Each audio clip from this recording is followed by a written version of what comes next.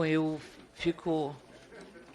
estou muito encantada com esta audiência pública, porque ela tem trazido várias experiências de vários cantos e tem trazido vários desejos, enfim. Porque nós estamos aqui, primeiro é preciso constatar que não tem transporte público, não? O transporte não é público, é um transporte coletivo, transporte urbano, mas não é um transporte público. Nós temos uma saúde pública, uma educação pública, que estão asseguradas na nossa Constituição enquanto direitos e que tem uma universalidade de acesso. E que deveria ter uma universalidade de acesso, pelo menos é isso que está marcado na nossa Constituição. Mas nós temos aqui um transporte que não é público, é um transporte coletivo, e que a sua concessão, via de regra, é efetivada pela iniciativa privada, tem muito monopólio, tem muitas estruturas que se consolidam e são os donos, não é? Os donos do transporte, e que muito pouca transparência acerca do gasto que sai da população brasileira. A população sustenta essas empresas e não tem a noção exata de como estão sendo utilizados os seus próprios recursos. Mas, para além disso, é um profundo instrumento de dominação, porque ele retira o direito à cidade. O direito à cidade é um direito absolutamente fundamental. Nós temos direitos que são muito contemporâneos. O direito de amar, numa sociedade que tem muita espetacularização e naturalização do ódio, o direito de ser, numa sociedade onde nós temos um dilema ontológico ou shakespeariano do ser ou não ser, o direito de ser, quando em grande medida nos querem coisa, e há uma mão invisível do mercado que captura corpos, captura sagrados, captura até desejos, que são coisas de gente. Desejos são coisas de gente. Então, vai capturando, inclusive, as expressões culturais para amordaçá-las e transformá-las também em instrumento de dominação da indústria do entretenimento. Então, portanto, esses direitos são direitos absolutamente fundamentais. E o direito à cidade, ele está associado à mobilidade, a que você possa ter acesso à sua própria cidade, para que tenha sentimento de pertencimento, para que tenha, inclusive, territorialidade. E o transporte urbano, ele é organizado numa lógica de domínio dos corpos.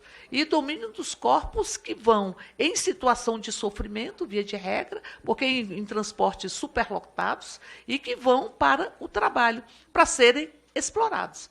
Corpos que são machucados em um trajeto para serem explorados. Porque você não tem o transporte disponível para os espaços de lazer, nem para os serviços.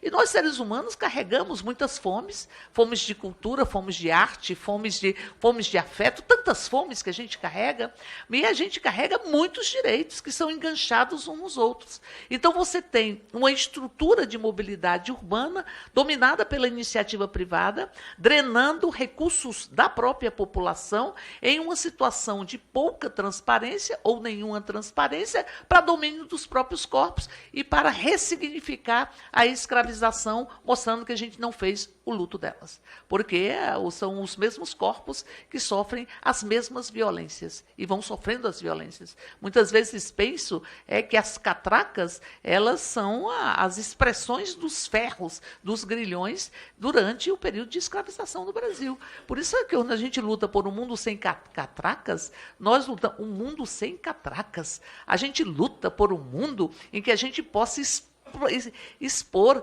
ou expandir a nossa própria humanidade, que a gente constrói com o outro, porque vivenciamos no Brasil, no último governo fascista, uma tentativa de anulação do outro, de apagamento do outro, de apagamento da memória, de apagamento e de apagamento. E nós estamos aqui lutando pela tarifa zero ou a coalizão do triplo zero, é zero carbono, é zero mortes e é zero tarifa, para que nós possamos trabalhar na perspectiva de uma liberdade.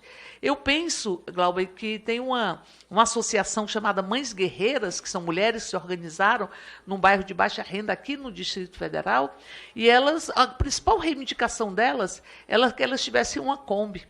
Eu falei, mas vocês não querem um aluguel, alguma coisa, um galpão? Não, nós queremos uma Kombi. E por que vocês querem uma Kombi? E a primeira coisa que elas diziam é o seguinte, porque nossos meninos têm que conhecer a cidade. nossos meninos não conhecem a cidade, e elas são aqui do Distrito Federal.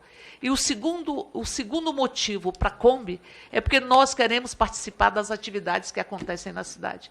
Nós queremos estar nas ruas, nos debates, e a gente não tem como ir. Então, vejam, o que significa isso? Nossos meninos não conhecem a sua cidade e nós não temos direito de participar de todas as mobilizações para que nós possamos transformar as nossas vidas e as nossas próprias cidades. Por isso, penso que é fundamental que nós possamos ajudar na construção da Frente Parlamentar Tarifa Zero, que é uma iniciativa, me parece que do deputado Quaquá, mas tem que ter essa Frente Parlamentar da Tarifa Zero e tem que ter uma rede de legislativos pela Tarifa Zero, porque aqui nós estamos vendo várias experiências, vários vereadores, deputados, assembleias legislativas, câmaras de vereadores, que discutem a Tarifa Zero. A gente precisa construir essa rede, para que a gente possa aqui trazer as experiências das cidades que estão trabalhando com Tarifa Zero, das formas que podem ser disponibilizadas, inclusive a que foi apresentada pelo Lúcio, que ilumina cada uma e cada um de nós, para mostrar a viabilidade da própria Tarifa Zero. Então, penso que incentivar a construção da frente parlamentar é absolutamente fundamental, criar uma subcomissão na comissão, que pode ser na Comissão de Direitos Humanos, pela Tarifa Zero, porque é direito humano, moço, é direito humano. Não pense que é um outro direito, é direito humano, e é direito humano estruturante, porque possibilita outros direitos, e a partir daí faz a nossa completude, porque políticas públicas, como os direitos não podem ser hierarquizados nem separados uns dos outros, tampouco as políticas públicas. Não criar uma subcomissão aqui na Comissão de Direitos Humanos para a Tarifa Zero, que vai apresentar um estudo, enfim, e que vai fazer um trabalho na perspectiva de apresentação de um relatório e de diálogo com os diversos poderes da República. Penso também que nós deveríamos procurar, a fruto dessa audiência, dessas duas comissões, procurar tanto o Ministério das Cidades quanto o Ministério dos Transportes, para que nós possamos fazer uma discussão, como é que nós possamos construirmos uma outra lógica, rompendo uma cultura que foi rompida, tem razão, várias pessoas que aqui disseram, foi rompida nas ruas, foi pulando as catracas que a gente conseguiu fazer com que nós pulássemos todos os desafios e os fossos que foram construídos por uma sociedade com tantas desigualdades. E, por fim, eu penso que nós deveríamos fazer, Rafaela, uma diligência desta Comissão de Direitos Humanos lá para analisar, não apenas para fazermos uma audiência pública na cidade, para que nós possamos analisar todas as denúncias que você trouxe aqui, para que nós possamos, enfim, como uma diligência da Câmara Federal, através da Comissão de Direitos Humanos, irmos lá e fazermos esta discussão, fazermos uma audiência pública sobre as violências que você aponta no modal ferroviário, as violências que estão muitas vezes encobertas e a violência que precisam ser mostradas para toda a sociedade, para que a gente se depare com a dramaticidade da vida de quem depende de um transporte, que é um transporte que, em grande medida, carrega as vidas, mas não carrega as vidas na perspectiva de uma vida plena. Então, criar também e apresentar um requerimento de diligência para a gente analisar a situação que você relata aqui, que é de profunda gravidade. O Glauber já falava da gente procurar o Ministério dos Direitos Humanos, enfim, para levar essa discussão. Acho que são boas iniciativas, mas para que a gente possa fazer isso. O que quero dizer é que a gente segue na luta, entendendo que é uma nova forma de dominação, é uma forma de exploração dos corpos,